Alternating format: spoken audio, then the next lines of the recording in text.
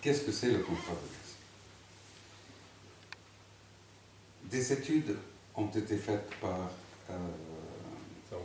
la compagnie BP à la demande de la Libye pour étudier les possibles gisements de gaz, leur qualité, etc., les endroits et les quantités possibles, imaginables. Donc ils ont fait beaucoup d'études. Et à la fin, vers les 2 ans après, il y a eu quelques problèmes entre les Britanniques et les Libyens. Au niveau politique, qui gère tout, hein, dans tous les pays, la politique gère tout. Donc, où ça a occasionné un rift, c'est pas une tension dans la relation entre les deux pays, à cause d'un détenu pour l'accord de Lockerbie qui n'a pas été libéré comme il fallait selon les accords, et M. Kadhafi s'inquiétait, etc. Donc il a presque rompu la relation avec l'Angleterre. J'ai profité de cette occasion, personnellement, j'ai profité de cette occasion pour venir dire à Kadhafi pourquoi, si cette situation avec l'Angleterre est comme ça, pourquoi ne prenons pas ce contrat et le donner à la France, à Total? Oui, mais il y a des conditions. D'accord. Vous étudiez les conditions, laissez votre ministre du pétrole étudier les conditions. D'ailleurs, le ministre du pétrole a été amené à cette réunion et il a décidé de contacter lui-même le président de Total, Christophe de Margerie, et de lui donner des études pour qu'il les complète. Ces études ont révélé quoi? Ont révélé que des quantités énormes de gaz ont été repérées. A révélé une qualité de ce gaz inégale. Et a révélé aussi que les besoins libyens n'étant pas énormes, ni les pays voisins énormes dans ça, il y avait des excédents magnifiques à pouvoir donner à l'Europe, vendre à l'Europe. D'où l'idée, trouvée par les Anglais et adoptée par le Total, c'est de faire un viaduc de gazoduc, sous la mer, allant jusqu'à Croatie et distribué de là-bas. On a fait ces études totales, je dis on toujours, mais bon, avec beaucoup de choses et de relations vraiment très amicales avec Christophe de Margerie de l'époque, président, que je respecte et que j'aime beaucoup, et que je suis très triste de voir qu'il est parti. Et donc, parce que Total, c'était lui. Et vous me permettez, je suis très ému en parlant de lui. Je suis très ému aussi en parlant du ministre du Pétrole, Choukiran, qui a été tué dans le Danube. À Vienne. Mais revenons au gaz.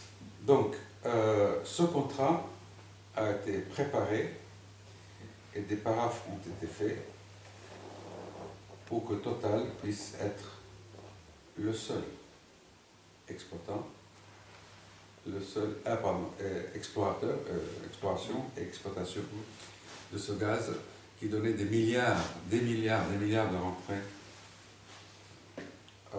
à cette compagnie.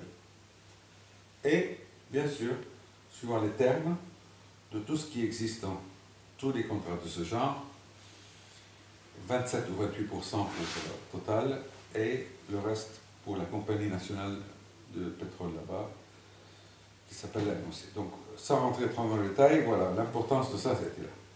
Qui était à l'époque le deuxième producteur de gaz dans le monde. Le Qatar.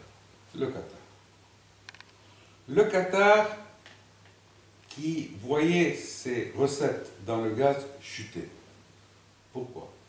Difficulté de propagation, difficulté de ne pas arriver à démarcher, voilà. Et surtout, la découverte par les États-Unis d'un processus gaz de schiste qui leur donne des possibilités de pouvoir ne pas tenir compte des achats de gaz.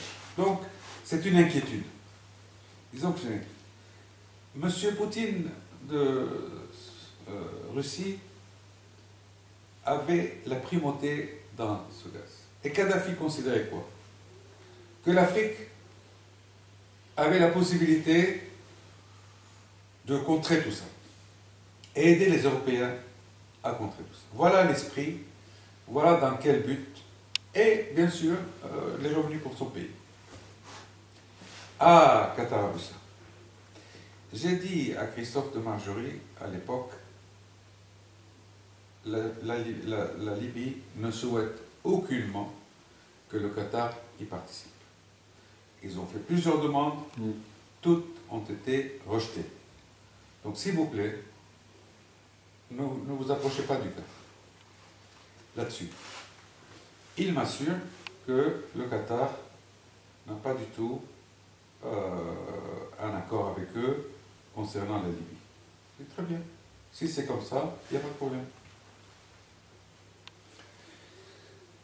Un an après, en mars 2010, mars-avril 2010, je crois, pendant que les négociations ont continué, je rencontre par hasard, à une invitation, par hasard, non, ils m'ont invité, à une réunion chez le numéro 2 du régime, M. Sanoussi, où il y avait le fils de Kadhafi, il y avait le Premier ministre Mahmoudi Baghdadi, M. Sanoussi lui-même, et le Premier ministre qatari, Hamad Ben Jassem. Et donc, Hamad Ben Jassem, que j'avais connu quand il y a eu l'intervention qatari à la volonté de la France dans l'élection présidentielle au Liban en 2008. Si vous voulez, on raconte ce chapitre après. Donc, il vient à cette réunion, il entend dire qu'il est au courant de ce contrat et que pour l'avoir ou avoir un contrat semblable avec la Libye, il fallait payer 300 millions de dollars d'Ixit, lui. Tel que lui aurait dit un président de compagnie pétrolière importante et ami de lui. Donc tout ça a fait en sorte... Mais les payés à qui les 300 millions de dollars? Hein? Les payés à qui les 300 millions de dollars? À Total, pour le prix. Ah oui, d'accord. Parce que moi, j'avais... Rentrer dans le marché, d'accord. Et donc voilà, comment vous m'avez posé la question. Et la querelle Quel est l'intérêt du Qatar? C'est le côté intérêt financier. Et contrôle du gaz en Afrique, pour les Africains. Vous comprenez? Aujourd'hui, la pénétration de ce Qatar. Donc ça, c'est le côté financier. Plus les fonds souverains, plus, auxquels c'est habitué. Mais c'est aussi une volonté de cacher la tyrannie chez eux. Aujourd'hui, quand vous mettez en thème de guerre printemps arabe et vous dites ah oui, le printemps arabe, ça c'est dit par Al Jazeera, c'est une appellation. Al Jazeera, c'est la télévision, c'est la télévision, l'organe de propagation de toutes les guerres, est devenu des djihadistes. On va parler de ça parce que c'est le plus important. Donc, le Qatar est devenu celui qui va régler le problème des tyrans avec leur population. Mais va la régler toi-même. Va la régler toi-même chez toi, monsieur l'émir de Qatar. Tu vas nous apprendre que la tyrannie chez vous est acceptable et démocratique, et la tyrannie chez les autres, s'il y a tyrannie, c'est formidable, ben ça impressionne des gens comme Laurent Fabius, ça impressionne des gens comme Nicolas Sarkozy, ça peut-être, pour cacher leur jeu. Allez le voir.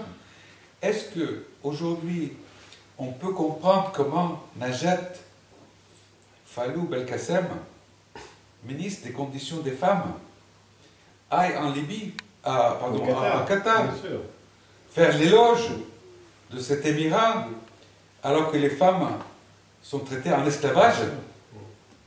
Ministre des droits de femmes en France. Alors pourquoi la Libye, pourquoi le Qatar, pardon? Donc un jour, froidement, il décide de se faire la peau de la Libye. Attendez, pourquoi le Qatar a acheté la France? Parce que la France va leur donner une carte postale. Elle s'appelle les droits de l'homme, elle s'appelle l'égalité, qui va cacher tous leurs actes contraires. Elle va leur donner un accès sur la tribune internationale. Et elle va donner accès à tous les continents sur lesquels elle a été puissante. Elle va donner accès à tous les organismes mondiaux dont ils ont besoin, Conseil de sécurité, etc., les Nations Unies. On ne peut plus et on n'a pas le droit de se demander pourquoi. C'est des faits qui sont connus.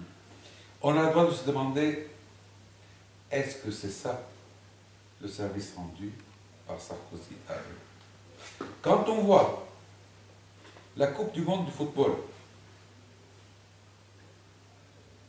service rendu, ça aussi. Quand on voit la pénétration dans des sociétés hautement stratégiques en France, l'intervention du Qatar et leur pénétration dans les sociétés hautement stratégiques en France, inclut Areva, et en priorité Areva. Donc, Monsieur le Président de la République, vous ne comprenez pas une chose, qu'un jour ou l'autre, ce régime tombera. Il a 170 000 Qataris et 1 700 000 étrangers pour pas s'allumer en une seconde. Et les islamistes, excusez-moi, je ne vais pas appeler les islamistes parce que je respecte beaucoup l'islam. Les terroristes dits islamistes venant récupérer le pouvoir au Qatar, ils vont être devant vous, devant nous, en train d'être actionnaires, en train de gérer la politique nucléaire de la France. Est-ce que vous avez compris ça? Monsieur le Président de la République, est-ce que vous avez compris ça?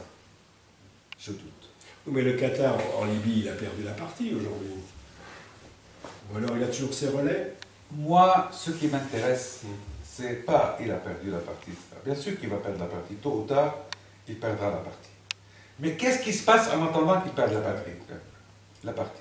C'est la France qui perd tout. Qui fait la guerre au Mali. Qui fait la guerre au Mali, mais qui n'a pas résisté encore à quelque chose qui est la déferlante de ces terroristes à travers les banlieues, à travers les financements de fonds qataris, blanchis, à l'intérieur de notre pays.